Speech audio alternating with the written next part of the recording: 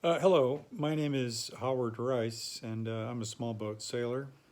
I was asked to shoot a very quick video to address the question of what do I find interesting or what do I like about traditional small sailing craft, or what is tradition.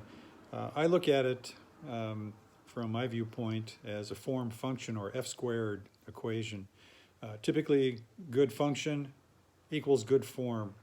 Vice versa, good form equals good function. So many of the boats that folks on this particular Facebook page group seem to aspire to, and certainly I do, are boats that are designed with that good function, and that good function means that typically a boat is sea kindly. It's evolved over time as a workboat type and has been applied, some of these elements of the design have been applied to modern day boats, be they traditional clinker built or contemporary. I'm standing in a boat shop in Japan where I'm filming from, and here are a couple of boats I'm building at the moment. These are two John Welsford Scamps, and they are traditional in look, but they are contemporary in build. The materials are plywood and epoxy, etc. And I figure if old Nathaniel Hershoff or other designers of the last century, or the century before actually, had plywood and epoxy, the world of boat building might have been very different because they were into using the material of the day. So let's put material aside and just talk about the form function piece. And the form function piece can be best illustrated by the use of the lug rig.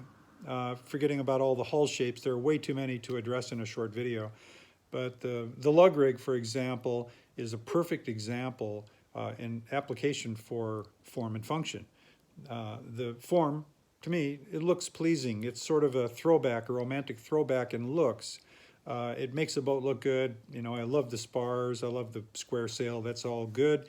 And actually, lug rigs perform very well from a functional standpoint. They're faster than you might think they are, particularly off breeze or off wind. But the lug rig evolved over time because the working fisherman or working near shore man who was collecting shellfish, etc., could simply sail up to a net or a trap, release the sheet, just let go. And the sail rig would weathercock.